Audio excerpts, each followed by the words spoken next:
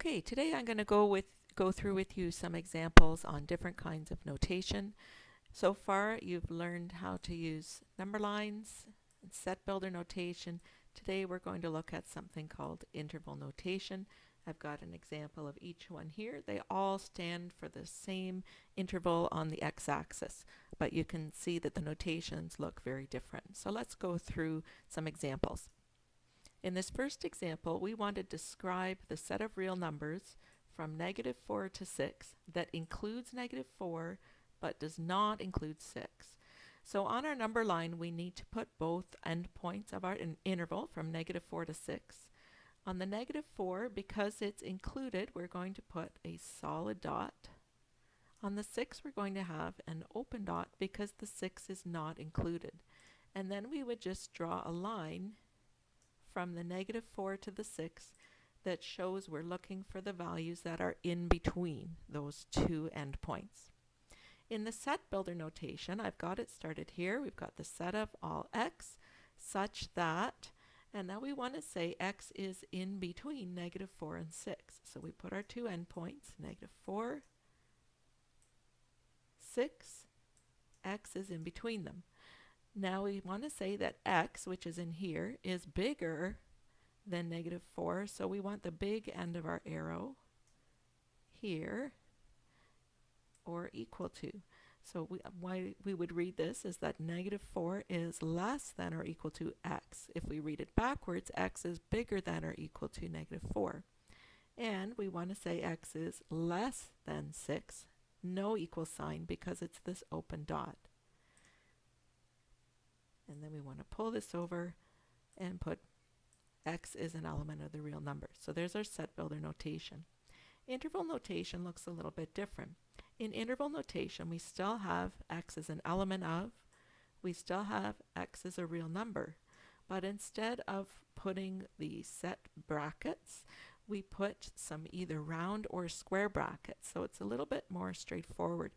In this case, we're going to put a square bracket on the far end by the -4 because the -4 is included in our interval, and we're going to go from -4 to 6.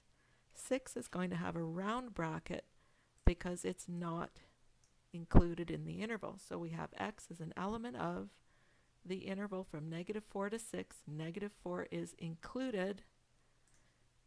That's what this means, included. 6 is not included. And then we put comma, x is an element of the real numbers. Okay, so it's all saying the same thing, just different ways of saying it. Let's look at another example. Here we want to describe the set of real numbers that are less than 7, but not including 7. So numbers less than 7, 7 is not included, so round hole or open dot. We want less than 7, so our arrow is going to be pointing to numbers that are less than 7.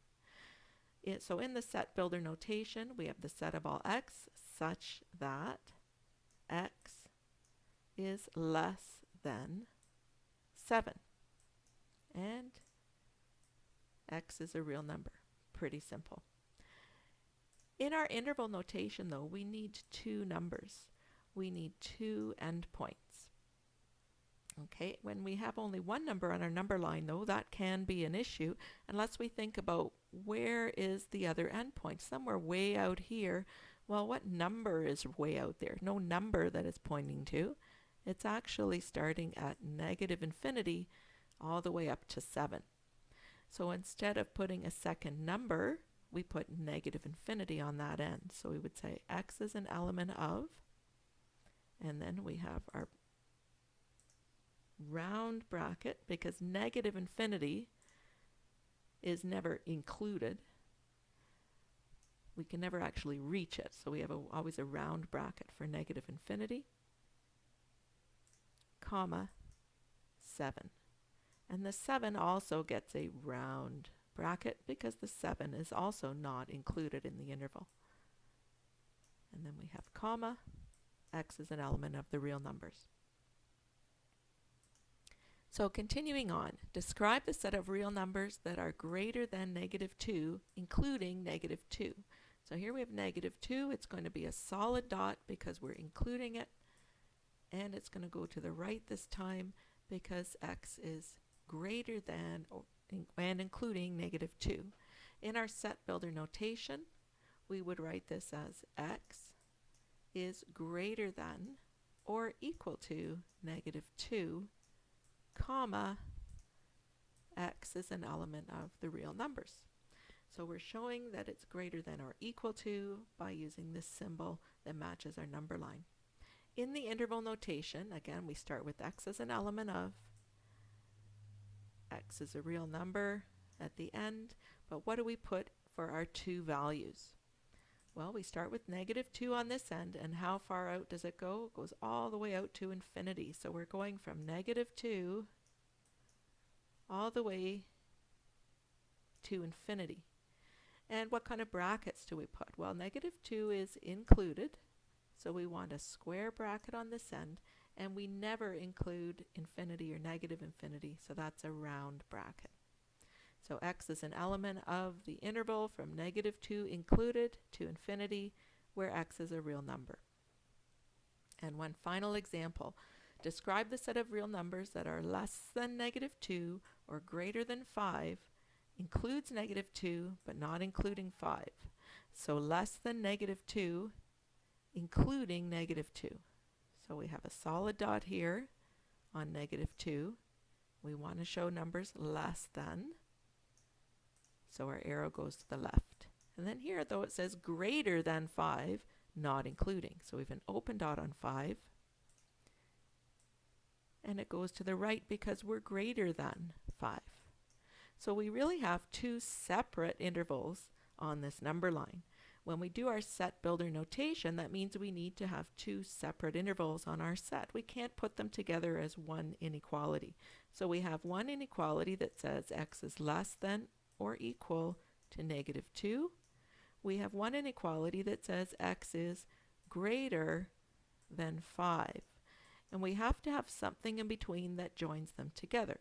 So in here we're going to put the word or to show that x is either here or here. In our interval notation, same idea. We're going to need two sets of brackets because we have two separate intervals. So x is an element of, still goes there. XER still goes here. On this end, it goes from -infinity to -2. On this end, it's going from 5 to infinity. So we've got from -infinity on this end, +infinity on that end. Always round brackets on our infinities. -2 is going to have a square bracket because -2 is included. 5 is going to have a round bracket because 5 is not included. Instead of writing the word or, we write a symbol for the word or, which is a big U, which in mathematical symbols that means or. So it's a big U is the same thing as saying or.